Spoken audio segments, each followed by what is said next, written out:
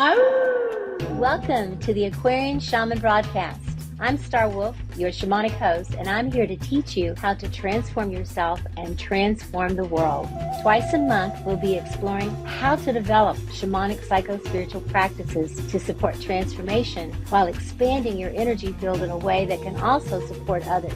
Each episode offers dynamic experiential guidance and teachings on how to safely enter a natural altered state of consciousness using the sacred breath. Additionally, we will discuss the importance of integration and grounding this medicine into your everyday life. Stay tuned. We're about to create authentic embodied change that will surely grow corn for the future generations. Everybody. So I am lighting some sage, and I'm not surprised that there's anything technical going on right in the world. What's not going on in the world, I might add. So just burning a little bit of sage, and each time, in case this is your first time on here watching this show, that you understand and know what we're doing here when we burn sage. And that is, we're literally, not just figuratively, but literally clearing the air and clearing the space. And I'm using this beautiful swan feather, which comes from ahimsa, a beautiful swan that belongs to my good friend, Gary Matthews, who tends to animals, has an animal sanctuary. And ever so often, ahimsa drops a feather, and when that happens, Mowgli, as we call him, gathers them and distributes them to different people at different times. So, just sending the energy of the swan, which is about grace and ease. We sure could use a lot of that, especially here in the ununited states, and to unify our hearts as best we can, to surrender and let go.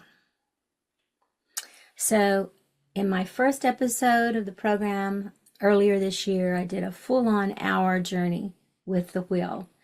So I want to acknowledge that that has set, and it will be setting here during the entire year to the end of the year. And that calls in the east and the south and the west and the north, the above, and the below. And all of that is influenced deeply from the great within, which is inside of us, the part of us that knows how to create our own realities, and remembering who it is we really are. So just as I was saying, remember who we really are, in the background outside the window, I just heard the pileated woodpecker call. Maybe Judith heard it call as well, since we're neighbors and friends and colleagues. I just heard a crow too, but there was a pileated, and the pileated woodpecker, according to the Cherokee legend, is the voice of the invisible ones, and is the voice of the great ancestors that are still with us and still watching over us during this time. So welcome into the Aquarian Shaman and the Transformation Network. And I want to tell you about my neighbor, my friend, my colleague, and an amazing wise woman. Today I want to introduce you to her, but I also just want to say a few things about her by sharing her intro and her bio. But I also want to just acknowledge this woman for all that she has contributed to this planet her entire life. And she started out, I'll say that before I go into her bio, but I will say that she started out walking a path of consciousness as a young girl and as a young woman, and has been serving this planet uninterrupted during that time, this whole time, and to the present, helping this world, helping other people remember who they are and to transform their lives. And so with a deep bow of love, friendship, and respect, I want to introduce you to my friend and sister, Judith Corvin-Blackburn. Judith Corvin-Blackburn LCSW, and a doctorate of ministry, is an award-winning author, internationally known teacher, transpersonal psychotherapist, and shamanic minister, who for over 50 years has inspired people to step into joy, purpose, and inner authority, reclaiming their true soul's nature, so that collectively we can transform planet Earth. Please, God, Goddess, transform, please, planet Earth into the loving, peaceful, creative place it is meant to be. This is quite impressive. She is the author of 4 books: The 6D Ascension Journey, Activating Your 5D Frequency, Empowering the Spirit, and Journey to Wholeness. She offers online and Zoom classes to empower one's spirit, activate the higher frequencies and starseed potentials, as well as a global shamanic multidimensional mystery school. And her website is empoweringthespirit.com. And there's so much more that we could say about Judith. But what I will say is that I feel privileged to know this person and to share a similar path. And I will go ahead and mention while I'm at it, my book, The Aquarian Shaman, that this podcast and show is based upon, is called The Aquarian Shaman, Walking the Spiral Path of Transformation. And so there's The Aquarian Shaman. And in the back of this book, I listed about a dozen people from all walks of life, from indigenous and non-indigenous, although as grandmother Twyla Nitch would say, my Wolf Clan Seneca grandmother, she would say that we all are indigenous because we all belong to this earth. We also belong to the stars, so we're celestial beings as well. So thank you, Graham, for giving me permission to share your wisdom as an indigenous human being. And thank you, Judith, for reminding us to always look to the stars and remember who we really are.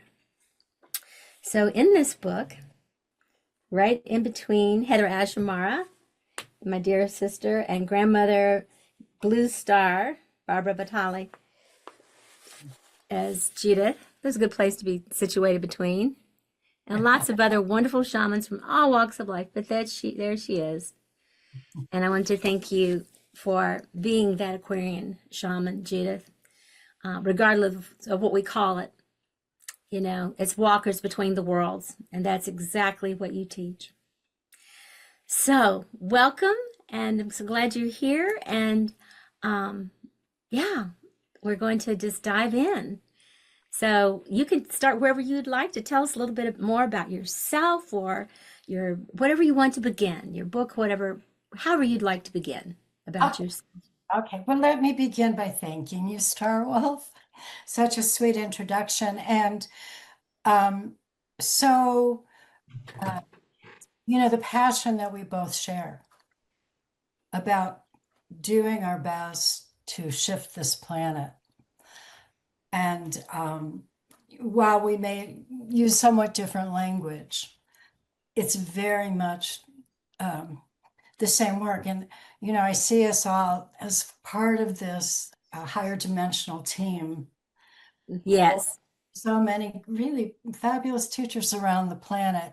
We're all doing our little part, so to speak, to doing what we can, doing what our soul mission is.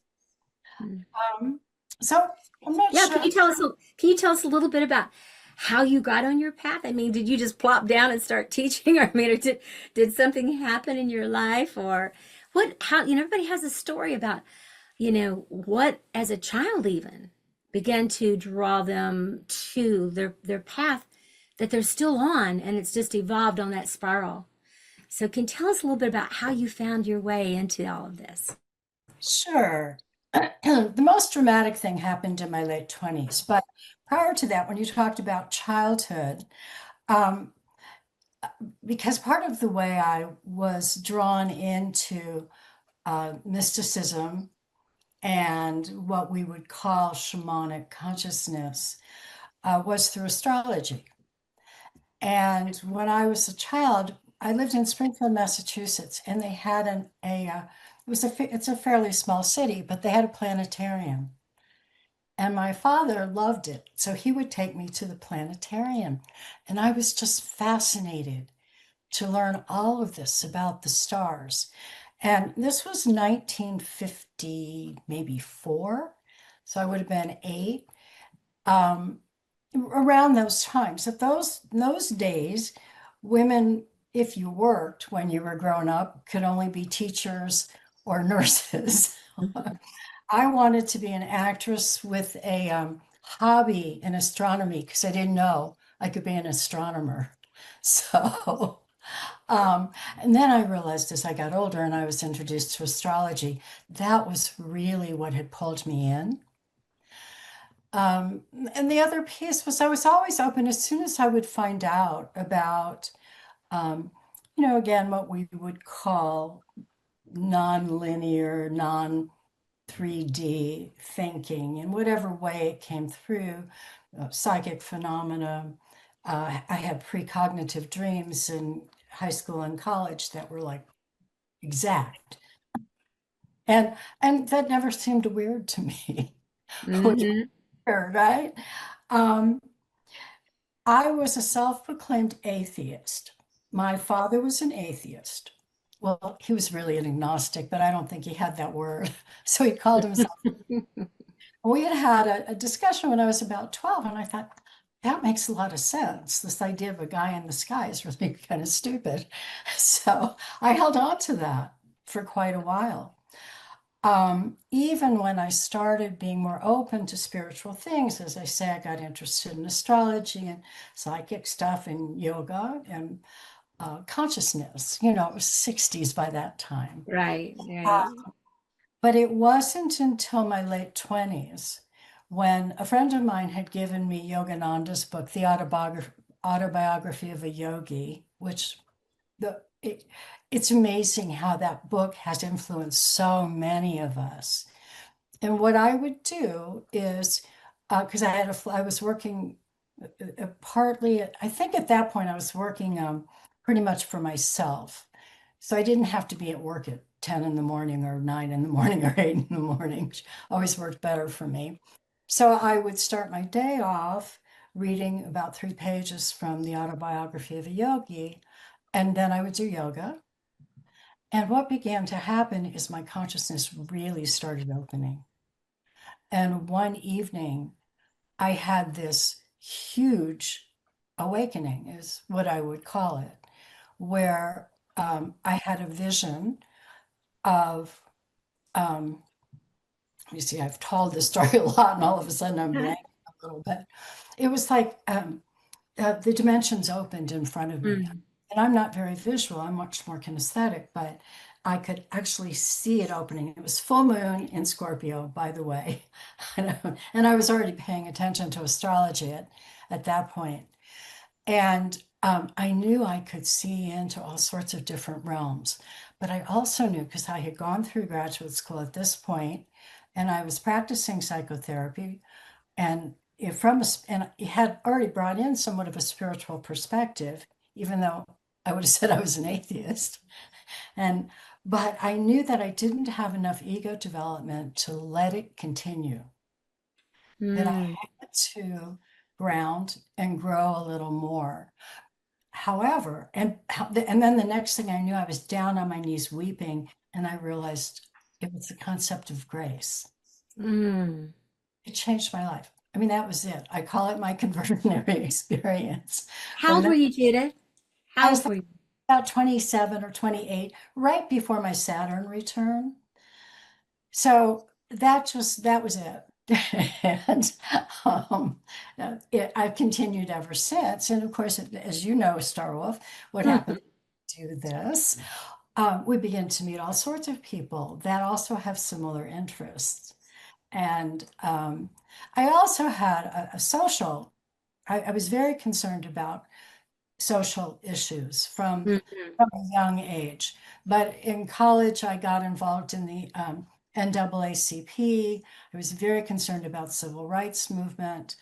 And um, so I held kind of this dual, as I opened spiritually, I held this dual awareness of the spiritual path, but also how important it was in terms of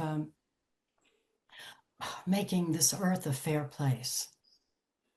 You know, So, Judith, listening to you, I just want to say I love so many, I'm not going to go into it, but a lot of similarities between us because I was in the University of Kentucky. I was going there to be a social worker and a therapist, marching in the street and against the Vietnam War, marching for civil rights, all those things. And at the same time, I had a big spiritual experience when I was 29, which was very similar to yours. And definitely Paramahansa Yogananda was one of the most recently I was interviewed on, maybe you've been interviewed by Sandy Sedgberger. I don't know if you've been, yeah, I've and been and did the 10 most influential books in your life. And yep, the number one I had was the Yogi, the autobiography of a Yogi. interesting. He was either one or two. I think he was one for me as well. And I know Sandy said she can't believe how many people choose that. Is that book. Yeah. And and then also a little book called The Oversoul Seven, The Education of Oversoul Seven. So it's just interesting. I love hearing your story because it's taking me through memory lane, but also about how fertile and charged that era was when we were in that place and in a very, I would think you would agree with this, and because we both, understand the spiral path Mhm. about needing to go back sometimes in order to go forward and to look back as a therapist, this, to help people look back in order to prepare themselves to make that springboard forward on that spiral path, and that it's important to know all the levels of consciousness and integrate those so that we can come more from that higher perspective that we can not spiritually bypass. And you know a lot about that, and you could maybe speak to that in a minute too. To not spiritually bypass it, where we're just saying, oh, everything's fine, it'll all be okay without us doing anything. That action, whether it's through meditation and prayer, or marching in the streets, or writing books, or how we live our lives every day with loving kindness, whatever it is that we do, that it's important that we do it with that awareness that we're on a spiral path. And sometimes we need to spiral back a little bit and say, okay, take an inventory before we can springboard into the next level of consciousness.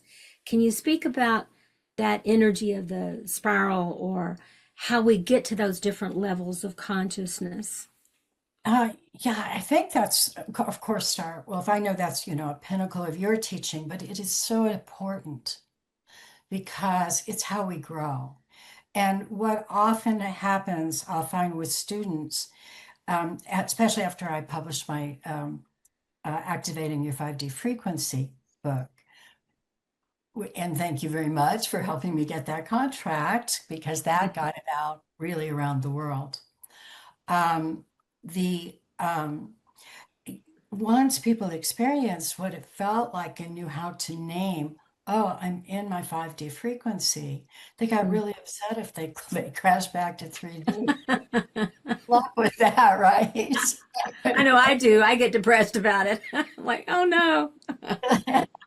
I think, of course, it happens. It has to happen. It's part of the process, and ideally, what will happen is those times get shorter. They don't go away. We just have more tools, right, to move Mm, ourselves through them. And so, I mean, I think that's essential as we're going into this. Otherwise, I think it's much easier for bypassing to happen, and especially in the feeling level, on the emotional level, which I know you work a lot with.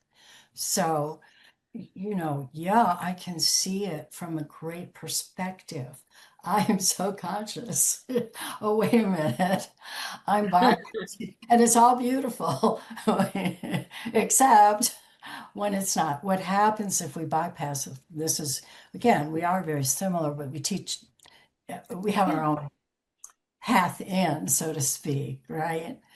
Um, is that people can't bring all of themselves, Mm. bring pieces of their consciousness, but they can't, it's not sustainable because they're not bringing their full selves in. I'm so glad to hear you say all of that, Judith. Of course, I know you and I know you would, and that there are some teachers, and I'm not trying to be critical, but who just want to leap into the higher consciousness. And meanwhile, perhaps they haven't done, they don't know how their mother or father or influenced them, even if the parent wasn't in the home, how just that whole thing of first of all, the womb experience, then the birth experience. Those are huge before you even get here. There's a lot going on for 9 months, right? And the birth process itself, really, there's a lot of people who've written about it and researchers how to, whether you're cesarean or drugged or natural or water birth or whatever. And then, of course, what most psychology teaches, childhood, environment, the parents and everything that goes along with that, and the formative years and development, adolescence, and young adult, and all that. But then it's kind of like people think they're through. And so often in our adult relationships, we call them adult, but it's still the little kids running the show. And even long after we have, for those of us who've immersed ourselves in therapy and knowing thyself and studying and reading every book in the world and doing the things like we have, um, there's still sometimes things that will come up out of a shadow and activate us.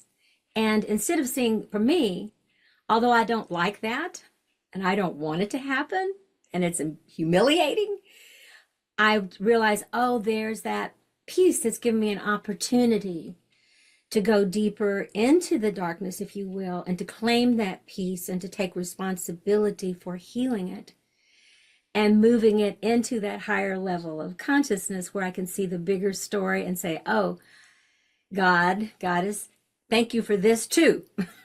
Can you say more about that? One of the spiritual groups I ran, I think the very first one, decades ago. And the joke was, as we went through that, oh yes, and this was another fucking growth experience, That's right. just the way it is. We call them AFGI. And what's that? I don't In 12-step program that I'm involved in, we called it AFGIs, another fucking growing experience. AFGI. think it is. Okay, yeah, acronym. But and then what Venus Rising teaches, which I have taken the acronym of the FOO, family of origin, the gift that keeps on giving. And now, of course, with epigenetics, we're finding out not only is it womb and birth and early childhood, but what we're carrying genetically from our ancestry. And Mm. uh, I suspect, I did my online launch yesterday and Amai was there, and we were talking about DNA. And uh, she said, I wonder if they are or could do DNA testing to find out what star civilization we came from. Ooh. Isn't that a cool idea? I hear a new book coming out, Judith. Who know, you know how I am with my books. No, I'm not writing another one. Bam, there it is. I say So, the same thing, but I don't believe you. I'm just telling you. That's the one. That was one I really would love to read. That would be fascinating, wouldn't wouldn't it? it? Yeah. And maybe we get a hint about the civilizations we're attracted to. Like I'm very drawn to Egypt and to to the Seneca Wolf Clan. Maybe we can notice what we're really drawn to, and maybe that's something talking to us from that future self or from the past. Yeah. Oh, I would think definitely. I mean, for me, even though I'm just touching it, just at the beginning of this, I have a sense of some of the main star civilizations, they're more and more being written about and coming in. but I can tend to sense if somebody's Pleiadian or Syrian. By the way, I think you're quite Syrian, Starwolf. I don't know whether. Yes. Yeah, absolutely. That's the wolf clan is from there. The Seneca wolf clan. Okay, that I didn't know. So we're adding that to our Mm, consciousness and to where we go. And it's fascinating stuff. I love it. I love it. So Judith, can you um, take us a little bit further into your new book and what the message, what do you feel like is the main message from your most recent work that you have evolved over all these years? Yeah, that's a great question. Um, I wrote this book that actually I love on 5D because I do feel we're going from being what I would call 3D, 4D humans. 4D is complicated. Well, it's not something that one can just easily talk about in an interview about a lot of things. It's really its own piece, but it comes in through our right hemisphere and it holds our emotional and spiritual, both wisdom, but also wounds. And so we're walking around in 3D with 10 of our 12 strands of DNA shut down.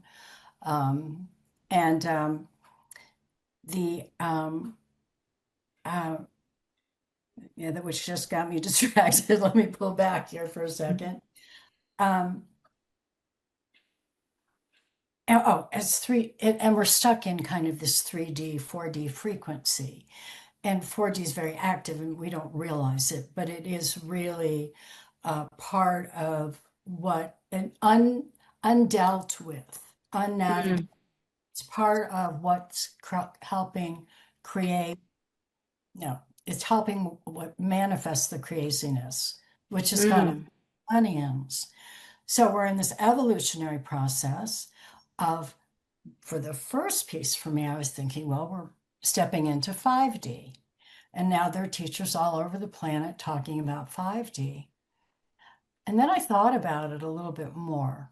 And I realized the sixth dimension, which is the quantum field, it's what Grandma Twi'lek talked about as the field of plenty. It's what right. Plato talked about as the world of forms, right? Um, is the partner of 5D, because that's where we create reality from. Mm, And so the essence of this newest book is, yes, pull yourself as much as possible into that 5D frequency, understanding we're still going to be human and we're on that path, we're on the spiral. Um, and then add the sixth dimension, understand what it is. And again, I explain it in depth in the book. Um, but anything we can imagine, create, think of, has its energetic configuration in 6D, as does our Ka body, our own energetic, our personal soul energetic configuration. And I believe it's pretty much in sacred geometry symbols, which we're little by little learning to translate again. And it connects us up to cosmic consciousness. And I could go on about that, but I won't. All right. So, all we could right. get lost in 6D, couldn't we? Because it is symbolic. And it's You know, beautiful. it's the hieroglyphs on the side of the caveman walls who were drawing Sirius, and yet they don't have a telescope to do that. It's the people, the ancient ones who laid down in those caves in the winter with the wolves beside them and the lions at that time. They found evidence of the bones of the people and the animals that shared the caves together in the cold winter and hibernated. Human beings used to hibernate. And when they went into that place, they came back out, what they hypothesized, and they did their ceremonies and they feasted and they hunted with the wolves and the lions. And they then came back and did the signs on the walls of Mm. the symbols and things from their dreams and their visions. So they were journeying into that future self to make it through those cold, harsh winters and to gain wisdom that they didn't have from 3D experience. Yes, and it may be, Starliff. I know I think it's important what you said about the future selves, but it also may be historic that there were higher frequency um, civilizations Yes, and we are designed partly from the stars. So we would carry that in that DNA, but it's been shut down. Now we're reopening it. So they may have been picking up on that collectively, or actually, it was literally in their DNA and opening up. right. I was thinking about how, the scientists speculate. I always wonder exactly how they know these things, but, there's got to be some credibility to this, that there has been somewheres between 4 and 6 near extinctions on this planet that they can track just through the Earth's surface and that sort of thing, where very little survived. And they, find one person or two that all the DNA came from that person for the human race for that next iteration and those kinds of things.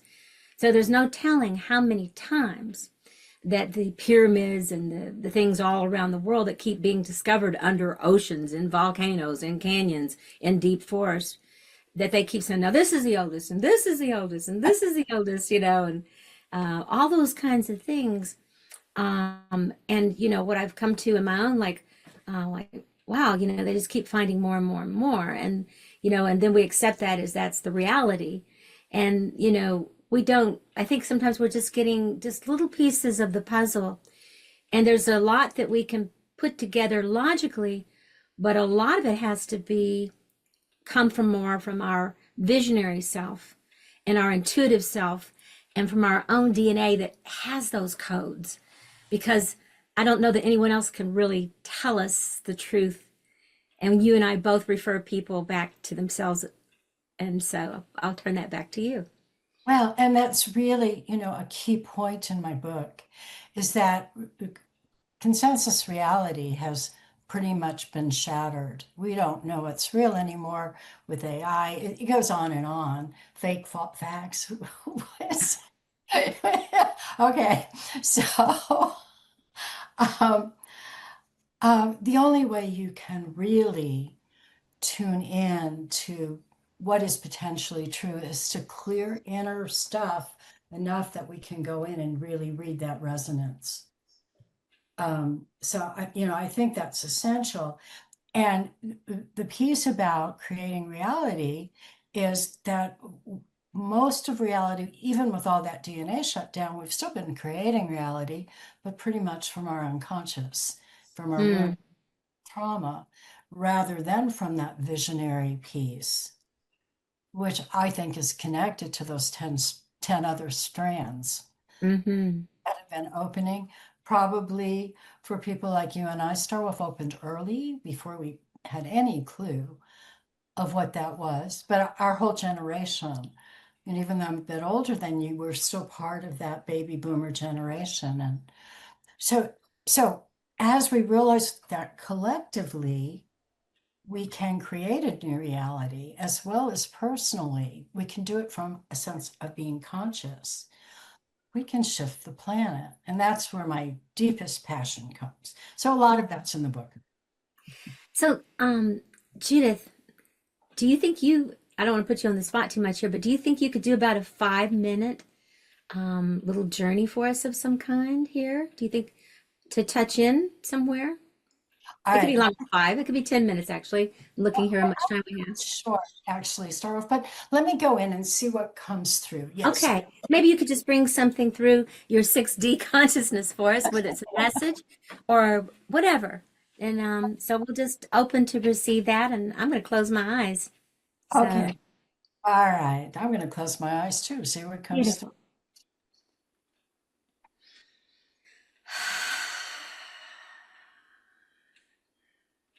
All right. Taking a deep centering breath.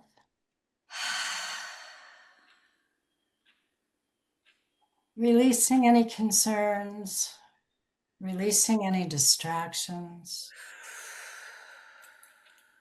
releasing any expectations, just allowing that all to come out with the breath.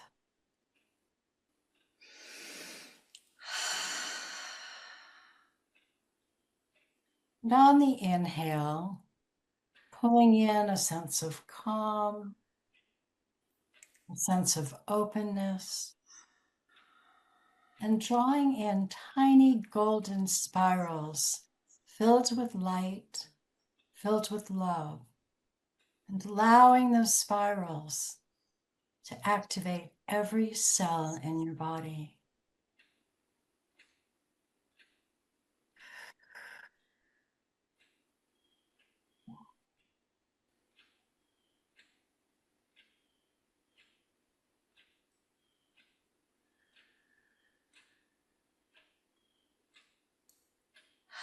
And I'd like you to imagine that you're out in a beautiful spot in nature.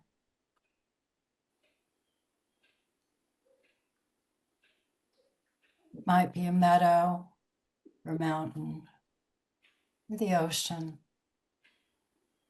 It may be somewhere you've been or somewhere that you've created in your imagination. So just allow yourself to go to this beautiful place. Drink in the natural beauty around you. The sky is a vibrant blue. You can feel the warm sun shining on your hair and your skin. You could hear birds calling and cawing to one another.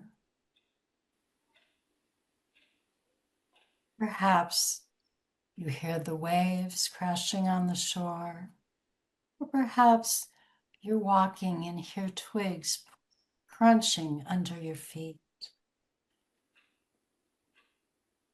Breathe deeply and notice any fragrances.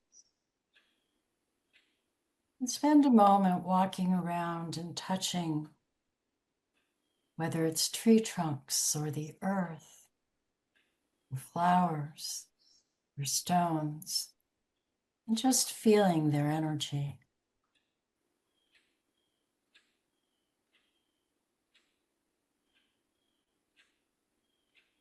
And as you're walking, you notice a path that seems a bit lit up, and you feel really drawn to this path.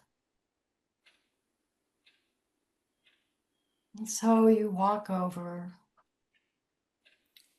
and continue down the path a ways. And suddenly before you is this waterfall of golden light. It's shimmering and it's calling to you. And it creates a sense of awe and excitement. Little by little, slowly, you walk under this waterfall of light and you feel it activate you, perhaps in a way you've never felt before.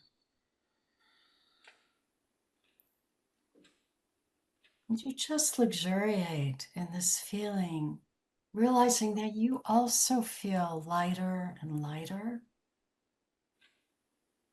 You feel your cells vibrating a little bit more quickly, your heart expanding, and you're very curious about what you'll find on the other side. And so you walk through the waterfall of light, and a beautiful grove of trees shows up in front of you. You walk into the center of the grove, and suddenly there's a being there. And that being greets you, and you can feel the love from their heart. And you can feel the energy that they're emitting as soothing, as well as inspiring. And they greet you. They know your name. And they said they are here to lead you to know your soul at a deeper and more expansive level, and to understand who you are at a deeper and deeper level.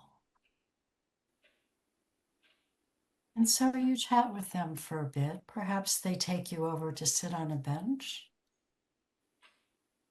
Perhaps they have a little magic and they're able to flash their hand in a way that you start seeing some visions. Perhaps you see visions of yourself in the past, your soul incarnations, or in the future. Perhaps a part of you comes back to join you with your guide because there's an important message that will help you on your journey, that will help you on your path. And so take that moment, sitting on the bench with your guide and greeting this part of you who has shown up, and just listen and pay attention. The message may come verbally, it may come in symbols, it may come in a box, but it will come in some way.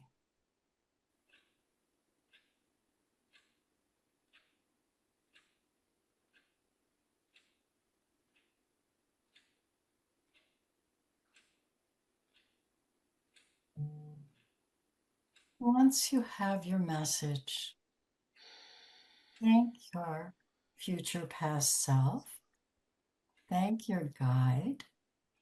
Take a moment to really ponder the meaning of what you've been given,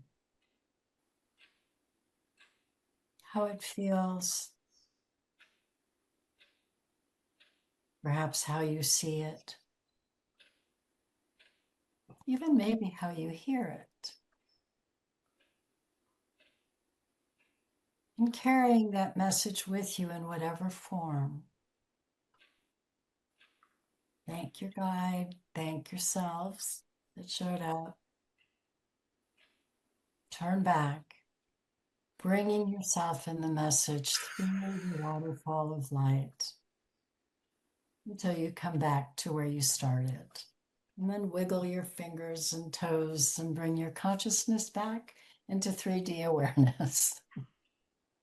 Or whatever D awareness. That was very powerful for me, Judith. And I'll skip to the part where, if I could just say, and maybe other people who are watching this I would like to encourage them to either draw what they saw or to write it down, because sometimes, like a dream, it can float away. It doesn't mean that it's not still working, but I find that when I do something to symbolize it, it stays with me. So I've got a crystal here that I'm going to use to take this in. It's got the 6D reality in it there. It does. It's beautiful. Yeah. And it's made that way naturally. It's not, forced. But I saw myself go out onto a cliff to a beautiful evening beach, and was watching the sun set over the horizon and all the colors come up that are so beautiful at that time. And then it got very, very blue, like what I imagine 6D to be, very, very blue as the evening was coming in. And I felt that energy. And there was no one on the beach but me. It was kind of maybe a wintry kind of time, but it was mild, like a California climate or something. So I was sitting there, and as I was sitting there, just this energy of tranquility and peace and this sense of well-being, and knowing that I can go to this place anytime if I choose to, just like what you just did with us, and find this place. And this place was peaceful, calm. I knew that I could meet any challenge, whatever it might be, no matter how drastic or wonderful it would be. And in that awareness, I was aware that my mother, who recently passed, and my father, who passed a couple years ago, were both standing right on either side of me, and my grandparents and all my ancestors. I mean, it was like a huge thing. Their spirits were there as far as I could see out of the back of my head. And then all these guides and helpers, and I thought I was out here on the beach by myself and on the cliff. And it was all these wonderful energies that, and their higher self, loving me and supporting me, and that they, and all the people I've loved, not just them, but all the people, students, partners in all kinds of ways. And then with that, I felt I am so blessed. I am so held. I am so supported. And then at that very moment, there was what appeared right in front of me was a dove. Mm. And like we have Dove Mountain here, but this dove, and it had a twig in its mouth, like the olive branch. And it turned around and looked at me, and then it flew out over the ocean towards the sunset. And it said, remember me, that this peace is not in just any one place. It's wherever you are, if you can attune to this consciousness. So I really thank you for the therapy session. It's beautiful. I Yeah. really feel it. I really feel it, Judith. And when you heard the pileated woodpecker, a bird flew, got my attention, and I was not looking toward the window that it was, and I could just see the bottom, but it looks like it was a dove. Ah, So the magic's always here. it is. When we just stop long enough, and breathe and go within, love and magic is always there. And I think that resides, it's in every level, but especially in these levels that you're speaking about, is where it's more consistent, it seems.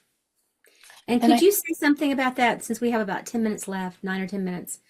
Could you say a little bit about how we might, what would you recommend for people, to be able to maintain this presence as much as possible?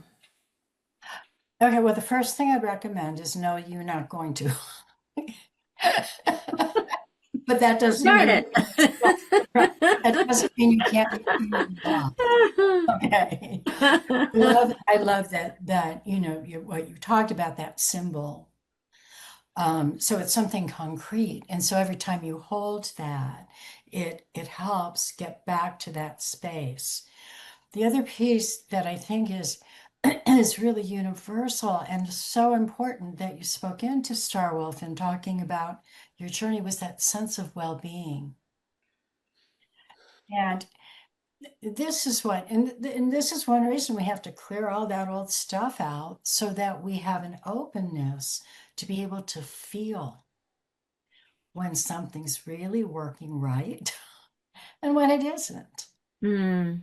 So that sense of peacefulness, that sense of well-being, this is when we're in those higher frequencies where our heart is open and where where the wisdom of the universe can show up for us. Mm. So that's it. I mean, there's so many techniques about how to hold this. Certainly people that do meditation practices, that helps a lot. I'm not a long meditator, but I will sort of do a quick Mhm. come on in and I get information or insights. So if I'm looking for something like the message today, right, I could hold that stone, or it can be a color, it can be anything that listeners choose that might symbolize. And if you can't remember specifically, it doesn't matter. If you can remember Mhm. the feeling state, hold it open, ask for guidance, see what pops in. So those are the things that pop in terms of specifics that we're talking about. But there's a million techniques. Mhm. They're in all our books. Right? Right. And it's a practice, isn't it, Judith? And a willingness. That's where it really comes in because, like you said, there's many, many techniques, or, whether it's shamanic breath work, whether it's, the interdimensional work, yoga, all those things, meditation, many, many things. And yet, we have to practice them, you know. And I also know this about myself, that it's a well-worn track inside of me of going into deeper consciousness because I've experimented with psychedelics in college, and I've been doing breath work for 40 years and teaching it for 35 years. And not only teaching it, but every once in a while I feel a little dry. I'm like, I can't go teach. I have to breathe. So I'll lie down and Nico will breathe me or somebody will, and I'll go through that. So whatever that method is that one uses or, practice, periodically, at least for me, I need to pull back from the world and do it a little more deeply, or even just what we did here. And it's such a well-worn path that it doesn't take much. It doesn't take all that it took when I was in my 20s or my 40s when I was beating on pillows a lot about my parents or whatever. Those days too. You know, it's much more like, oh, I know this. I know this road, and then surrendering to it, and also not trying to control what I'm seeing and experiencing, trusting that the magic will happen and that spirit is real and it loves me and it really is going to give me the answers, even though I may not be able to decode them in the moment. Beautiful. And I love that well-worn path. I think that I had never thought of it like that, but it really makes such good sense where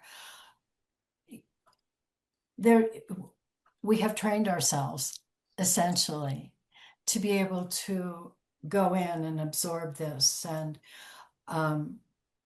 while people are different in terms of introversion and extroversion, and for me, I'm very much an introvert, and more as I get older, even though I can be social, I like people, I like to have fun. But I think even for very extroverted people, they need to find, and I know for you, you also have your introverted part as well as your shining, connections. But that having that quiet space, taking time is essential, and more because we're more addicted to screens. We've got much more noise. There's much more energetic chaos, partly because our DNA strands are opening, which makes us so sensitive. So, Thank you for that wisdom and the importance of watching out for the chaos that can pull us away. And we don't even know it. We kind of get lost in it. I can speak for myself around that. And it's always so good to come back. What I'm going to take away from today, because I do read your books. I love your books. I love you. I love your wisdom. I admire and respect you. But I'm going to look at your book even a little deeper now that we've had this conversation. And I really want to encourage people to do your own work, your own inner work. I know that Judith would agree with that. And I know we need to close now, but I just want to say that the most important thing I believe that we can do right now on the planet, if we want to help the world be a better place for our children, our grandchildren, for the animals, for the trees, for the environment, for the future generations, is to really, truly do our own inner work, whatever that looks like and whatever dimension calls us. And I'm going to be practicing a little bit more of the 6D myself. So thank you, Judith. It was a pleasure to have you on today, and keep on doing what you're doing. We need your work now and your wisdom more than ever. And thank you, Star Wolf. And it was great fun. And I'll wave to you. Okay. Well, let's go out and have dinner in the next few days. We'll take the guys with us too if they behave. Okay. All right. Until then, Judith, take care. Love you. Mwah.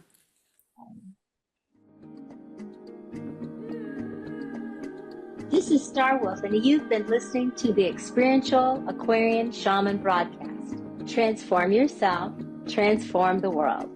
Join me every second and fourth Tuesday at 2 p.m. Pacific on Transformation Talk Radio to awaken your inner Aquarian shaman. Never miss an episode. Subscribe to my channel and connect with me on social media at Linda Star Wolf. For more information about my offerings and trainings, visit shamanicbreathwork.org. Thank you for taking this special time to journey with me.